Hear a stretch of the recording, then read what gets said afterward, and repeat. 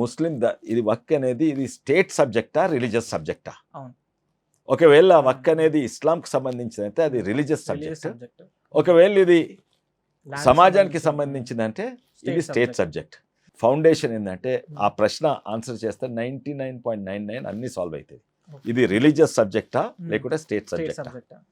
కానీ ఈ రోజు మనము ఈ లాస్ట్ 1-2 years జేపీసీల ఆర్గ్యుమెంట్లో లేకుంటే టీవీ ఛానల్స్ మీద ఆర్గ్యుమెంటో ఇది కాదు, లేకుంటే మొన్న పార్లమెంట్లో అయిన ఆర్గ్యుమెంట్ కాదు. ఈ వివాదన ఈ ఆర్గ్యుమెంట్ తరతరాల నుంచి వస్తుంది. 11వ శతాబ్దం నుంచి 12వ శతాబ్దం నుంచి ఈ ఆర్గ్యుమెంట్స్ అవుతున్నాయి. మొట్టమొదటి నేను చరిత్రలో వేరే దేశాలలో ఇంతకుముందు ఎట్లయినాయి ఇవన్నీ కూడా చదువుకుంటే ఫస్ట్ నాకు ఈజిప్ట్లో మామ్లుక్స్ అనే డైనాసిటీ ఉండే. అది ముస్లిమ్స్ డైనాసిటీ, అంటే రాజులందరూ ముస్లిమ్సే ఉండే. వాళ్ళు ఈజిప్ట్ పాలించినప్పుడు అప్పుడు కూడా వక్ ఉండే. మొహమ్మద్ పోయినాక తర్వాత వచ్చింది వక్. దీనికంటే ముందే వచ్చింది, 1100 శతాబ్దం కంటే ముందే వచ్చింది.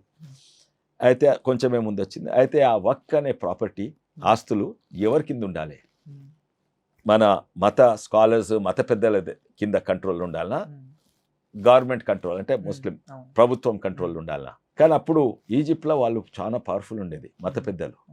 అయితే వీళ్ళు మామ్లుక్ డైనాసిటీ దాన్ని వాళ్ళ కిందికి అడ్మినిస్ట్రేషన్ తీసుకోనియలేదు.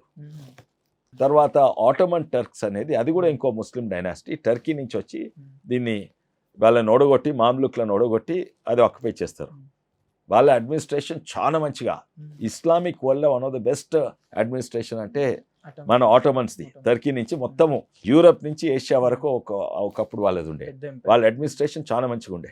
వాళ్ళైతే క్లియర్గా చెప్పిండ్రు వాళ్ళకి జ్యుడిషియరీ వేరే, అన్ని ఆర్మీ వేరే, అంత పోలీస్ వేరే, అంత వేరే వేరే ఉండే, రాజులు వేరే.